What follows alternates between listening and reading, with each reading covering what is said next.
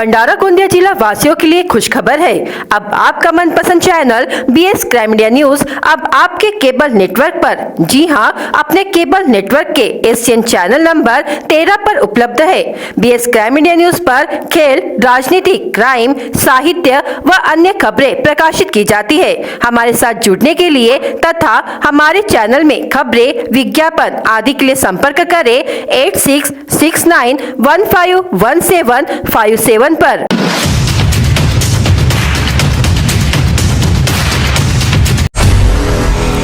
जम्मू कश्मीर के रियासी जिले में त्रिकुट पहाड़ियों पर स्थित वैष्णो देवी गुफा मंदिर में नवरात्र के पहले 3 दिन में 1,27,000 से अधिक श्रद्धालु माता के दर्शन कर चुके हैं। लोगों को असुविधा से बचाने के लिए रेलवे ने नया विकल्प तलाश कर लिया है, जिससे ट्रेनों में लंबी वेटिंग लिस्ट होने के बावजूद कंफर्म टिकट लोग हासिल कर सकेंगे। इसके लिए रेलवे ने ट्रेनों के रिजर्वेशन चार्ट को ऑनलाइन कर दिया है। राष्ट्रपति द्रौपदी मुर्मू ने बुधवार को पटना के बापू सभागार में राज्यपाल और मुख्यमंत्री की उपस्थिति में चौथे कृषि रोड मैप का शुभारंभ किया। इस मौके पर उन्होंने कहा कि मैं राष्ट्रपति पद से मुक्त होने के बाद अपने गांव जाकर खेती करूंगी। बेंगलोर के लिए उड़ान भर चुकी इंडिगो की एक फ्लाइट को बुधवार को वापस सिंगापुर लौटना पड़ा। दरअसल एयरलाइन कर्मचारी उन पैसेंजर्स का पूरा सामान उतारना भूल गए थे, जिन्होंने इस प्लेन में बेंगलोर से सिंगापुर यात्रा की थी। उत्तर प्रदेश के जालौन में बीजेपी की महिला सम्मेलन में बवाल हो गया। बीच सड़क पर महिला कार्यकर्ताओं ने एक दूसरे के बाल खींचे, थप्पड़ बरसाए। समाजवादी पार्टी के आधिकारिक ट्विटर हैंडल से इस मारपीट का वीडियो शेयर किया गया है। सुप्रीम कोर्ट से अंतिम मौका मिलने के बाद अब महाराष्ट्र विस अध्यक्ष राहुल नार्वेकर पर सीएम एकनाथ शिंदे समेत 16 विधायकों की अपात्रता पर फैसले लेने का दबाव बढ़ गया है। कांग्रेस के पूर्व अध्यक्ष राहुल गांधी ने बुधवार को दिल्ली स्थित कांग्रेस मुख्यालय में प्रेस वार्ता कर आरोप लगाया कि बिजली की दरों में इजाफा कर देश के अग्रणी कारोबारी गौतम अडानी ने जनता की जेब से करीब 32,000 करोड़ रुपए निकाल लिए हैं। ईडी ने 6 करोड़ 7 लाख रुपए के खिचड़ी घोटाले के सिलसिले में बुधवार को मुंबई में 60 ठिकानों पर छापेमारी की। जिन स्थानों पर छापे मारे गए उनमें कुछ वरिष्ठ अधिकारियों और ठेकेदारों के परिसर भी शामिल है। मुंबई में बुधवार को अधिकतम तापमान 36.4 डिग्री सेल्सियस दर्ज किया गया, जो इस साल अक्टूबर महीने में अब तक का सबसे अधिक तापमान है। भारत मौसम विज्ञान विभाग ने यह जानकारी दी। महिलाओं की शादी की उम्र मौजूदा 18 से बढ़ाकर 21 साल करने वाले विधेयक की जांच कर रही संसदीय समिति को अपनी रिपोर्ट पेश करने के लिए 3 महीने का नया विस्तार दिया गया है।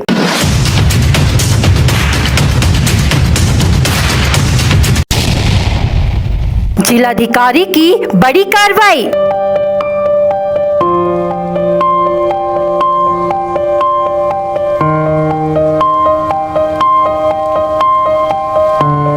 कर्मचारियों को किया निलंबित।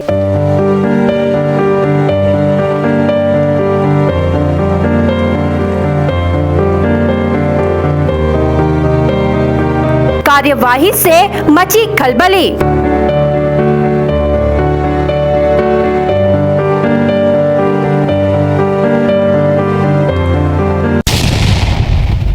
भंडारा जिलाधिकारी योगेश कुंभेजकर की धड़क कार्रवाई से जिले में खलबली मच गई है। जिलाधिकारी ने 17 अक्टूबर को एक आदेश जारी किया, जिसमें खनिज विभाग के विशाल गुल्लाने तथा उमेश बारापात्रे के खिलाफ शिस्त भंग की कार्रवाई की जाने वाली है। जिला खनिज कर्म कार्यालय में पिछले 3 सालों में रॉयल्टी क्लियरेंस सर्टिफिकेट की जाँच किए जाने पर उनकी वैधता संदर्भ में अपर जिलाधिकारी को अहवाल सादर करने को कहा गया। पिछले 3 वर्षों में जिला खनिज कर्म अधिकारी के पास से कुल 51 रॉयल्टी क्लियरेंस सर्टिफिकेट जारी किए गए थे, जिसकी जांच किए जाने पर 3 रॉयल्टी क्लियरेंस सर्टिफिकेट पूर्ण रूप से वैध मिली। बाकी 48 रॉयल्टी क्लियरेंस सर्टिफिकेट की वैधता दिखाई नहीं दी, जिसमें अंदाजे 3 करोड़ 17,35,140 रुपयों की वसूली भी होना आवश्यक है। रॉयल्टी क्लियरेंस सर्टिफिकेट को जारी करते हुए गलत तरीके से व नियम बाह्य कार्रवाई की गई है, जिससे अंदाजे 3 करोड़ 17,35,140 रुपयों का आर्थिक नुकसान हुआ है। यानी खनिज विभाग के विशाल गुल्लाने तथा उमेश बारापात्रे ने पिछले 3 सालों में जो रॉयल्टी क्लियरेंस सर्टिफिकेट जारी किए उसे नष्ट करते हुए पासेस की भी किसी प्रकार की यादी नहीं की थी, जिसके बाद महाराष्ट्र नागरिक सेवा नियम 1979 के नियम 3 के उल्लंघन में विशाल गुल्लाने तथा उमेश बारापात्रे के खिलाफ महाराष्ट्र नागरिक सेवा नियम 1979 के तहत अन्य उनके खिलाफ विभागीय चौकसी कार्रवाई की जाएगी, ऐसा आदेश भंडारा जिलाधिकारी योगेश कुंभेजकर ने दिया है। उप मुख्यमंत्री देवेंद्र फडणवीस, महाराष्ट्र राज्य व पुलिस महासंचालक महाराष्ट्र राज्य मुंबई को जिलाधिकारी भंडारा के मार्फत पुलिस बॉयज एसोसिएशन ने भंडारा पुलिस कर्मचारी एवं राजकीय नेताओं की ओर से होने वाली लापरवाही और अवहेलना के संदर्भ में निवेदन दिया। निवेदन में पुलिस बॉयज एसोसिएशन भंडारा ने विनती की है कि महाराष्ट्र पुलिस विभाग के संरक्षक है, पुलिस सुरक्षा और कानून व्यवस्था से समझौता किए बिना 24 घंटे यानी 365 दिन समाज को सामाजिक सुरक्षा प्रदान करती है, सभी नियमों का सख्ती से पालन करती है और पुलिस अनुशासन का पालन करते हुए कर्तव्य निभाती है। यदि सरकार किसी छोटी तकनीक और नीति को लागू करना चाहती है, जैसे मार्च करना, आयोजन करना, विरोध प्रदर्शन करना, चुनाव में सुरक्षा प्रदान करना, यदि वह लोगों की सभी समस्याओं उनका समाधान करना चाहती है तो पुलिस विभाग का उपयोग किया जाता है। यह हम सब देख रहे हैं कि दुनिया में ऐसे पुलिस अधिकारी कर्मचारी लगातार तनाव में रहते हैं। हाल ही में 17 अक्टूबर 2023 को गृह मंत्री देवेंद्र फडणवीस की देवगिरी स्थित सरकारी आवास पर सुरक्षा का कर्तव्य निभाते समय डीसीपी गणेश मदाने के साथ वहां मौजूद एक कार्यकर्ता ने डीसीपी गणेश मदाने का कॉलर पकड़ लिया और उनका अपमान किया। कॉलर पकड़ना साथ ही उनकी ड्यूटी में भी बाधा डाली। जब वह अपना कर्तव्य निभा रहे थे तो उन्हें अचानक यह देखकर झटका लगा कि कर्मचारियों ने भीड़भाड़ की स्थिति पैदा कर दी है। डीसीपी गणेश मदाने ने उनसे बातचीत की। सदर कर्मियों ने कॉलर पकड़ लिया और अपशब्द में बोलने लगे। हालांकि हमारा आपसे अनुरोध है कि ऐसे लोगों को अनुशासन का पाठ पढ़ाए और आवश्यक कानूनी कार्रवाई करे और खाकी वर्दीधारी अधिकारियों और वरिष्ठ अधिकारियों को न्याय दिलाने का अनुरोध करे, ताकि अब से कोई भी पार्टी कार्यकर्ता उनकी पहुंच से बाहर न जाए और वे पुलिस अधिकारियों या कर्मचारियों के साथ उचित सम्मान के साथ व्यवहार करे। हमारे पुलिस भाइयों के साथ आए दिन इस तरह की घटनाएं हो रही है और उनका आत्मविश्वास मजबूत होता जा रहा है। हम इस बयान के माध्यम से विरोध करते हैं और अनुरोध करते हैं कि उक्त दोषी कार्यकर्ता के खिलाफ कानूनी कार्रवाई करे और पुलिस अधिकारियों और कर्मचारियों को न्याय दिलाए, ऐसी मांग पुलिस बॉयज एसोसिएशन ने की है। नमस्कार मित्रांनो, मी जयराम मौने, पुलिस बॉयज संघटना जिल्हाध्यक्ष। दिनांक 17/10/2023 ला उपमुख्यमंत्री आदरणीय देवेंद्र फडणवीस साहेब यांच्या शासकीय इतमात देवगिरी इथे BJYMच्या काही कार्यकर्त्यांनी आदरणीय DCP गणेश मदने साहेब यांची यासोबत धक्काबुक्की केली, त्यांच्या कॉलर पकडली। तर माझं म्हणणं हे आहे की हे कितपत योग्य आहे। ते त्यांचे प्रोटोकॉल फॉलो करत असताना साहेबांची, उपमुख्यमंत्री साहेबांची एक सुरक्षा प्रदान करीत आपले कर्तव्य बजावत होते। अशा सिच्युएशनला त्यांच्या BJPच्या काही कार्यकर्त्यांनी साहेबांची कॉलर पकडली, तर हे अशोभनीय प्रकार आहे।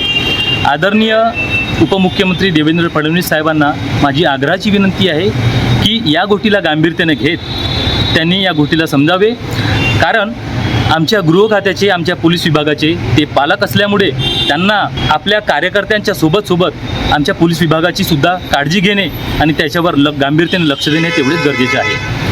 ते मुलाखतीला आले होते, आम्ही मान्य करतो, ते मुलाखतीला जरी आले असतील पण तरीही पोलीस डिपार्टमेंट किंवा पोलीस विभागाचे अंमलदार, कर्मचारी, अधिकारी हे त्यांच्या आदरणीय उपमुख्यमंत्री साहेबांच्या सुरक्षितेसाठी ते आपला प्रोटोकॉल निभवत होते। तर माझं आदरणीय उपमुख्यमंत्री साहेबांना आवर्जून विनंती आहे की या गोष्टीला गांभीर्याने घेत त्यांच्या कार्यकर्त्यांना ते सबक शिकवतील, एवढं मी विनंती करतो। जय हिंद, जय महाराष्ट्र। नमस्कार, मी शुभम कटरे, पुलिस बॉयज असोसिएशन उपाध्यक्ष। जो प्रकार आता नागपूरमध्ये देवगिरी निवासस्थान राज्याचे उपमुख्यमंत्री देवेंद्र फडणवीस साहेबांच्या इमामात झालेला जो प्रकार आहे, माननीय DCP साहेब यांच्यावर जो अमान्य प्रकार घडवलेला आहे, त्यांना कॉलर वगैरे पकडून, तर निवड BJPची पार्टी नव्हे तर राज्यातल्या कोणत्याही दुसऱ्या राजकारणा पार्टी असं समजून ठेवा तुम्ही। किंवा फक्त आम्ही हा BJPलाच नाही म्हणत आहोत, तर हा सर्व पार्ट्यांना आमचं हे आहे. तर जर यानंतर असं काही कृत्य घडत आहे तर आम्ही रोडावर येऊन तुमचा निषेध व्यक्त करून आणि त्याच्यावर पण पुन्हा कारवाई करू. माननीय उपमुख्यमंत्री सरांच्या निवासस्थानी घडलेली जी ही घटना आहे त्याचा आम्ही कळकळीने निषेध व्यक्त करतो आहे आणि यानंतर कुठल्याही पार्टी किंवा कुठल्याही राजकीय संदर्भित व्यक्तीने असं लक्षात घेऊ नये की पोलीस संघटना ह्या आपल्या कर्तव्यावर असताना त्यांना कोणी त्यांच्याशी गैरवर्तणूक करणं म्हणजे त्यांना काहीच व्हॅल्यू नसणं हे असं असणं खपवून घेतलं जाणार नाही. पोलीस प्रशासनाच्या मागे त्यांचा पूर्ण पोलीस परिवार आहे, पूर्ण महाराष्ट्राची जनता आहे.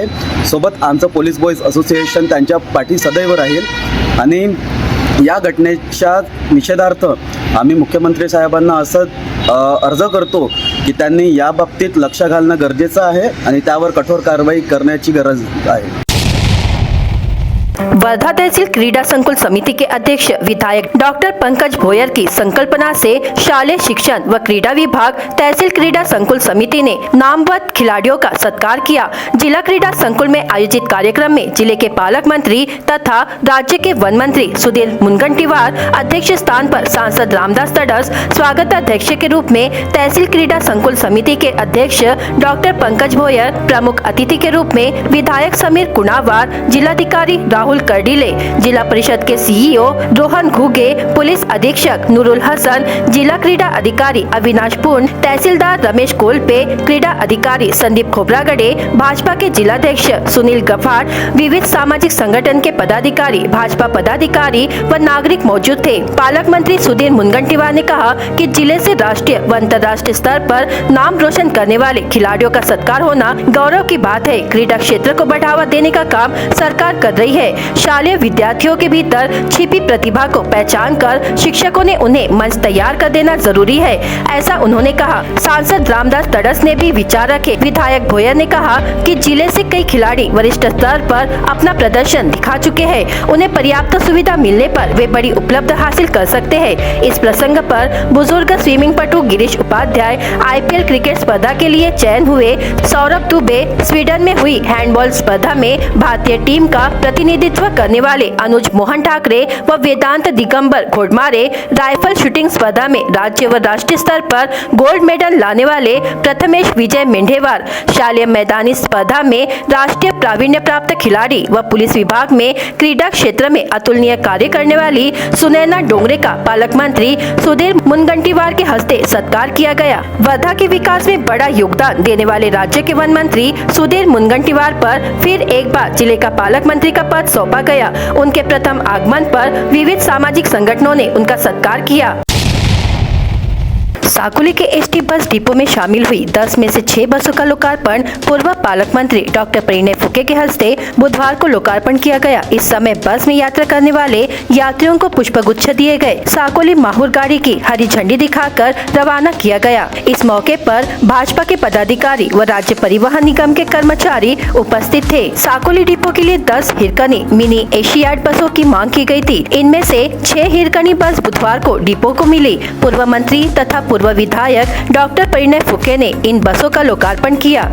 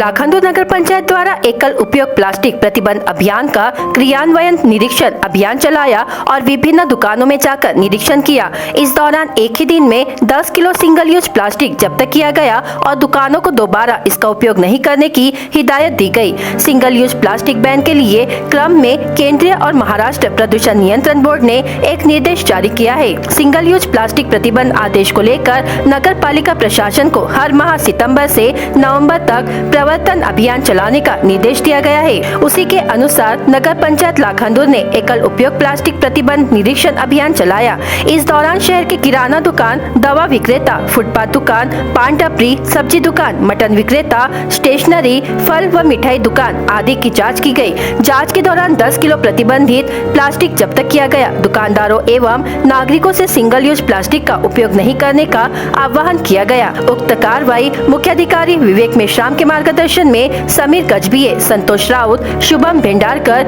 रमेश कापकते एवं पुलिस विभाग के कर्मचारियों ने की।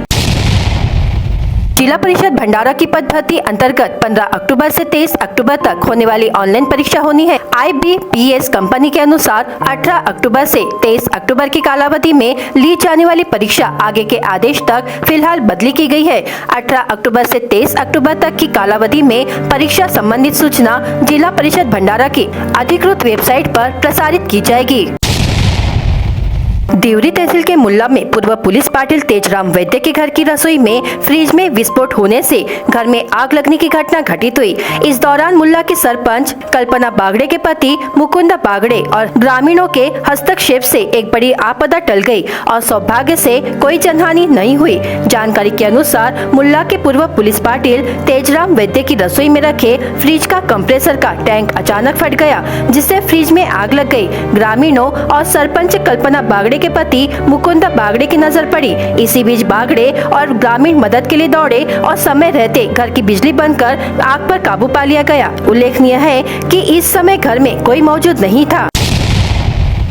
मतदाता पंजीयन कार्यक्रम के तहत 18 वर्ष की आयु पूरी कर चुके नए वोटर को पंजीयन कर मतदाता सूची में अपना नाम शामिल कराने की प्रक्रिया आरंभ हो गई है। स्कूल तथा कॉलेज में पंजीयन किए जाने की सूचनाएं प्रमुखों द्वारा जारी कर दी गई है। 17 वर्ष की आयु पूरी कर चुके मतदाता विशेष समीक्षा कार्यक्रम में आवेदन क्रमांक 6 भरकर अर्ली वोटर के रूप में पंजीयन करा सकते हैं। उनका नाम 18 साल की उम्र पूरी करने के बाद सूची में शामिल होगा। भारत निर्वाचन आयोग के निर्देश अनुसार पात्रता तिथि 1 जनवरी के आधार पर फोटो युक्त मतदाता सूची के विशेष संक्षिप्त पुनरीक्षण कार्यक्रम का क्रियान्वयन किया जाना तय है, जिसके लिए जिलाधिकारी एवं जिला निर्वाचन अधिकारी के निर्देश पर महाविद्यालयों के प्राचार्यों को छात्रों से पंजीयन कराने संबंधी सूचनाएं जारी की गई है।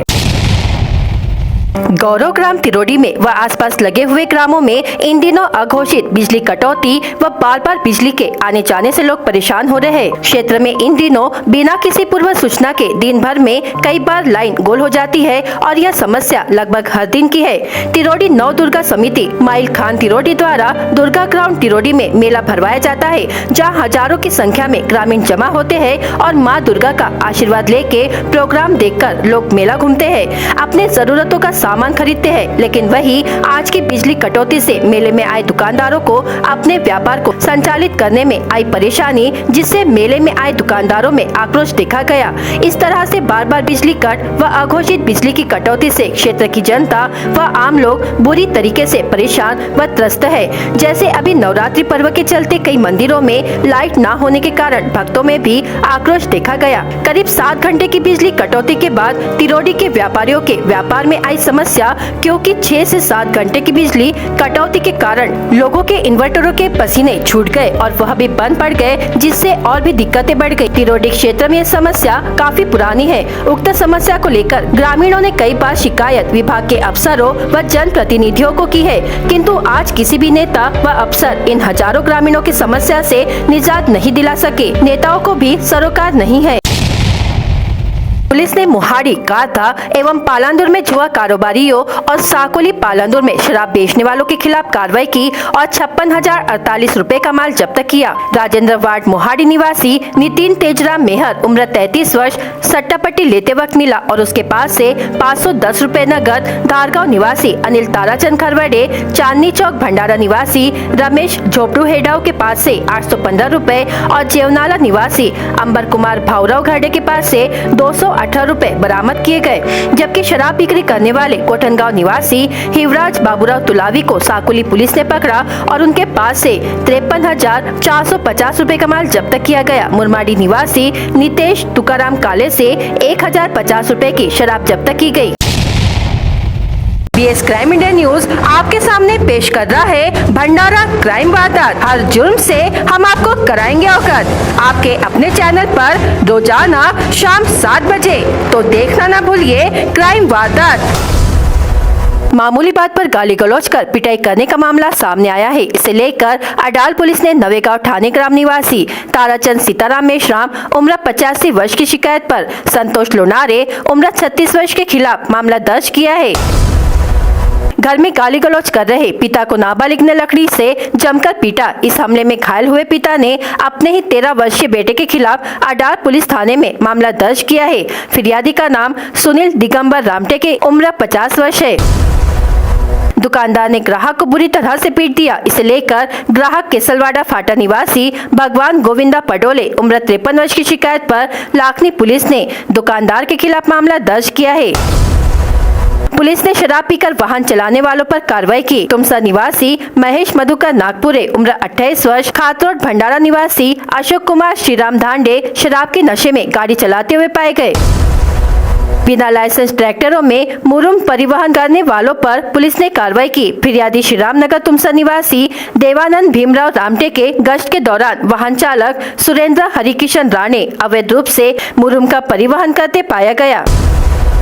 पुलिस ने मोहाड़ी, कारधा व पालांदुर में जुआ कारोबारियों और साकोली पालांदुर में शराब बेचने वालों के खिलाफ कार्रवाई की और 56,048 रुपए का माल जब्त किया। गंगाजरी थाने के पुलिस अधिकारी व अमलदार गश्त कर रहे थे। इसी दौरान ओझी टोला के पांगड़ी मार्ग पर जंगल क्षेत्र में 3 युवक गांजे का सेवन करते हुए दिखाई दिए। गंगाजरी पुलिस ने तीनों के खिलाफ मामला दर्ज किया है। भंडारा गोंदिया जिला वासियों के लिए खुश खबर है। अब आपका मनपसंद channel BS crime India news अब आपके केबल नेटवर्क पर, जी हाँ, अपने केबल नेटवर्क के एशियन चैनल नंबर 13 पर उपलब्ध है। BS क्राइम इंडिया न्यूज पर खेल, राजनीति, क्राइम, साहित्य व अन्य खबरें प्रकाशित की जाती है। हमारे साथ जुड़ने के लिए तथा हमारे चैनल में खबरें, विज्ञापन आदि के लिए संपर्क करें 8669151757 पर।